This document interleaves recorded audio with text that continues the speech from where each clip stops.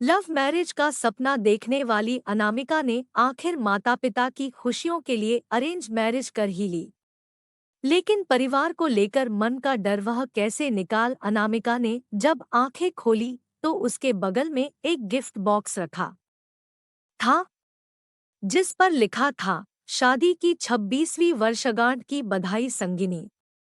उस बॉक्स को खोले बिना ही अनामिका अपने जीवन के 26 साल पीछे चली गई, जब उसने अपना एमबीए पूरा किया था और वह अपने सपनों की एक अलग ही दुनिया में रहती थी। अनामिका को लव मैरिज करनी थी, उसे कभी अरेंज मैरिज करनी ही नहीं थी। इसका सबसे बड़ा कारण था परिवार। उसका मानना था कि अरेंज मैरिज में परिवार हमेशा दोनों के बीच में आ जाता है। इसलिए उसने और उसके दोस्तों ने तय किया था कि ढंग का लड़का मिलते ही हम सब लव मैरिज करेंगे। अनामिका के सोच के हिसाब से कुछ नहीं हुआ। उसने कुछ लड़कों को डेट तो किया, लेकिन बात नहीं बनी। आखिरकार माँ पापा का मन रखने के लिए ही सही, उसे उनके मनपसंद लड़के से शादी करनी ही पड़ी। इस तरह से लव मैरिज करने वाली अनामिका की अरेंज मैरिज हो गई। शादी के बाद जब अनामिका की विदाई हुई थी, तो वह गाड़ी में बैठने के बाद बहुत रो रही थी। उसकी आंखों का काजल आंसुओं के साथ बह रहा था।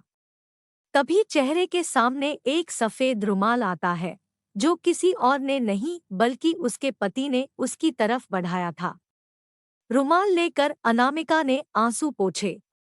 आंखों से बहा काजल उस सफेद रुमाल पर लग गया। सॉरी, मैंने आपकी रुमाल गंदी कर दी।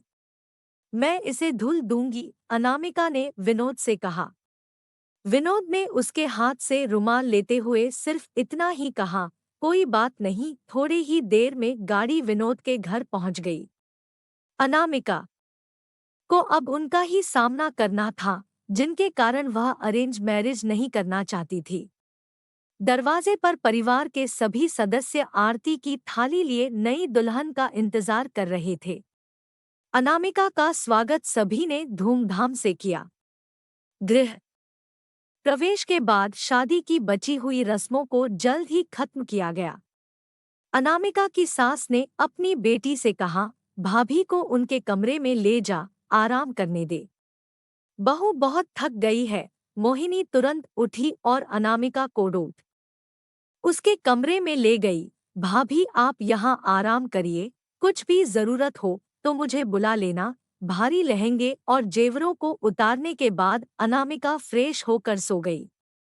5 घंटे बाद उसकी आँख खुली तो देखा कि रात के 8 बज रहे थे। विनोद को कमरे में आता देख वह थोड़ा सकपका गई। अरे आराम से, ऐसे झटके से नहीं उठते हैं, विनोद बोला। हल्की मुस्कान के साथ अनामिका बोली, लगता है कि मैं कुछ ज्यादा ही सो गई। तभी दरवाजे पर दस्तक के साथ अनामिका की सास अंदर आते हुए बोली, नहीं बेटी, शादी की थकान है, चंद घंटों की नींद से थोड़े जाएगी। लो खाना खा लो और उसके बाद फिर से सो जाना।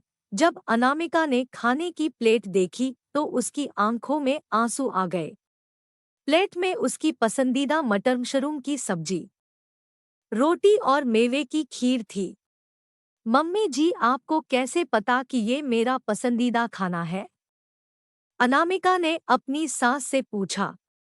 इतने में मोहिनी पानी की बोतल लाते हुए बोली, परिवार में सबको एक दूसरे की पसंद पता है भाभी, इसलिए आपके आने से पहले ही आपके जानने वाले लोगों के साथ बातचीत करके भैया और मम्मी ने आप पर पूरी पीएचडी कर ली है।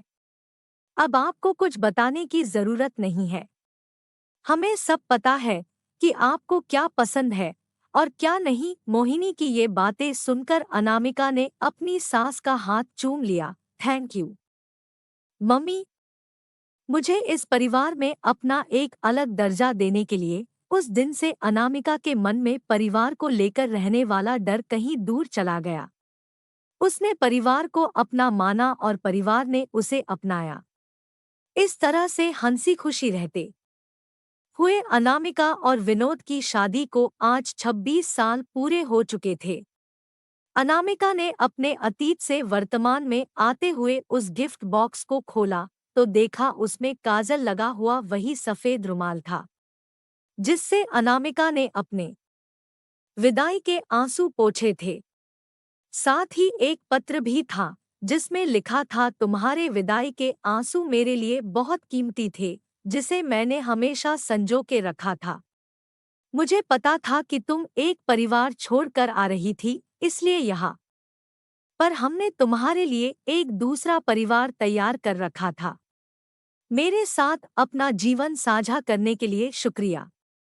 इस कहानी के सभी पात्र एवं घटनाएं काल्पनिक, इसका किसी धर्म, जाति या समुदाय और किसी की जिंदगी से कोई संबंध नहीं है। इस कहानी का उद्देश्य किसी नाम, स्थान या वस्तु को ठेस पहुंचाना नहीं है। दोस्तों, यह वीडियो अच्छा लगा हो तो चैनल को सब्सक्राइब, लाइक जरूर करें और साथ ही कमेंट करके बताएं।